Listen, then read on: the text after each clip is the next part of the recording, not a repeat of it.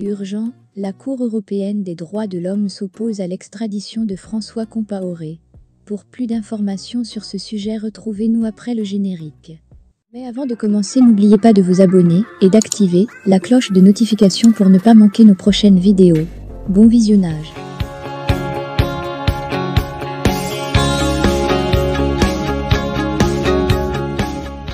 La Cour européenne des droits de l'homme a rejeté, jeudi, la demande d'extradition de François Compaoré, frère cadet de l'ancien président Blaise Compaoré, vers le Burkina. La Cour estime que le pays, dans sa situation actuelle, ne permet pas de garantir un meilleur traitement à François Compaoré, accusé d'avoir incité à assassiner le journaliste Norbert Zongo en décembre 1998. Selon l'arrêt de la Cour européenne des droits de l'homme, la mise à exécution du décret d'extradition de François Compaoré vers le Burkina Faso entraînerait une violation faute d'une appréciation ex nunc par les autorités françaises de la validité et de la fiabilité des assurances diplomatiques fournies par cet État, de nature à écarter le risque pour le requérant d'emprisonnement ou à de traitements contraires à l'art droit. Aussi, la Cour évoque des changements politiques majeurs touchant au maintien de l'ordre constitutionnel dans l'état d'accueil. En juillet 2021, François Compaoré avait saisi la Cour en vertu de l'article 34 de la Convention de sauvegarde des droits de l'homme et des libertés fondamentales, la Convention, la décision de porter à la connaissance du gouvernement français, le gouvernement, le grief fondé sur l'article 3 de la Convention, et de déclarer la requête irrecevable pour le surplus, la décision du 6 août 2021 du juge de la Cour désigné pour statuer sur les demandes de mesures provisoires, d'indiquer au gouvernement français, sur le fondement de l'article 39 du règlement, de ne pas extrader le requérant pendant la durée de la procédure devant la Cour, et d'accorder la priorité à cette affaire. L'arrêt qui retrace les différentes étapes de la procédure. En juillet 2017, la justice burkinabé a lancé un mandat d'arrêt international contre le frère cadet de Blaise Compaoré.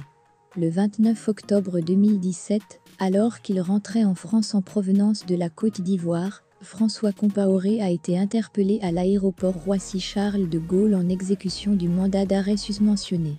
Le lendemain, une demande d'extradition des autorités burkinabè a été transmise aux autorités françaises, au visa de l'accord de coopération en matière de justice du 24 avril 1961 signé entre la France et le Burkina Faso, en raison des poursuites en cours pour les faits d'incitation à assassinat. Le juge d'instruction de Ouagadougou y relatait les circonstances du décès non accidentel du journaliste Norbert Zongo et de 3 autres personnes, le 13 décembre 1998. Il détaillait également les causes de la réouverture de l'instruction judiciaire initialement clôturée en 2006 dans les termes suivants. La réouverture du dossier pour charge nouvelle, le 7 avril 2015, a été motivée par la découverte au domicile de Paul-François Compaoré de plusieurs documents laissant penser que non seulement il suivait les faits et gestes de Norbert Zongo, et ce depuis 1996, mais qu'il était aux petits soins des présumés exécutants de l'assassinat du journaliste et de ses compagnons, et ce avant et après le 13 décembre 1998. La demande d'extradition a été complétée par un courrier du même jour, par lequel le ministre de la Justice du Burkina Faso s'engageait à ne pas requérir la peine de mort à l'encontre du requérant et, si elle était prononcée par le juge du siège indépendant, de ne pas la ramener à exécution. Le 30 octobre 2017, François Compaoré a été remis en liberté et placé sous contrôle judiciaire, avec l'interdiction de sortir du territoire français.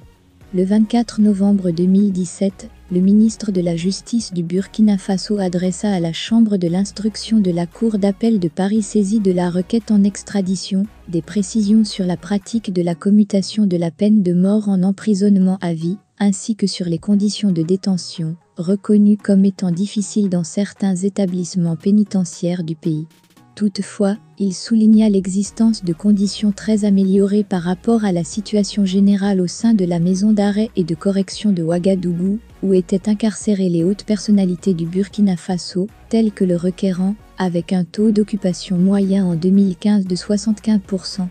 Le 23 août 2018, les autorités burkinabè ont présenté de nouvelles garanties par la voie diplomatique.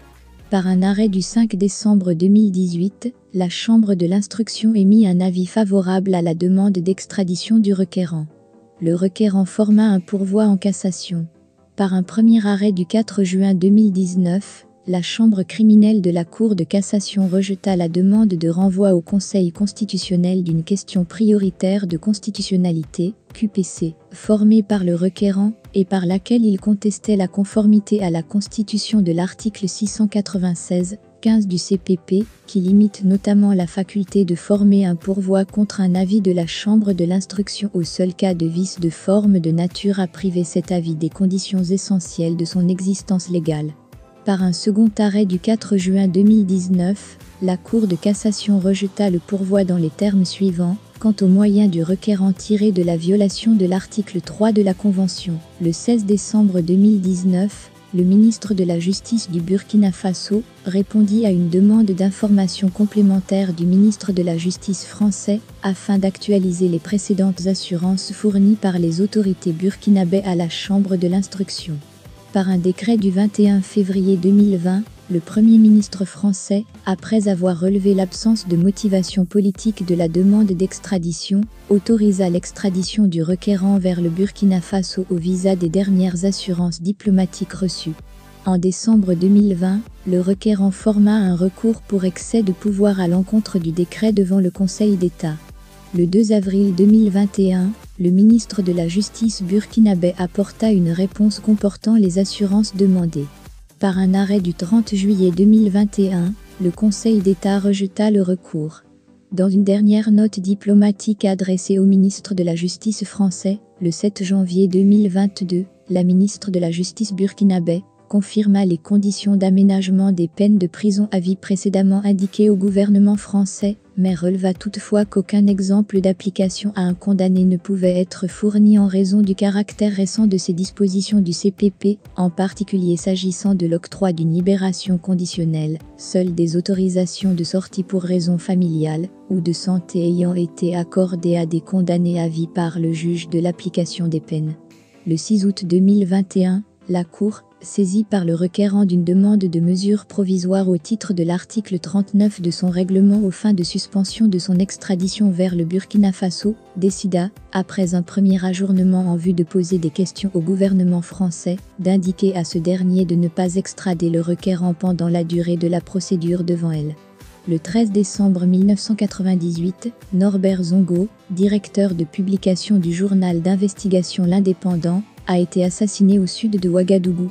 Le journaliste enquêtait sur la mort suspecte de David Ouedraogo, le chauffeur de François Compaoré, survenu en 1997 dans des circonstances mystérieuses. Un assassinat qui avait suscité un émoi au Burkina Faso et avait conduit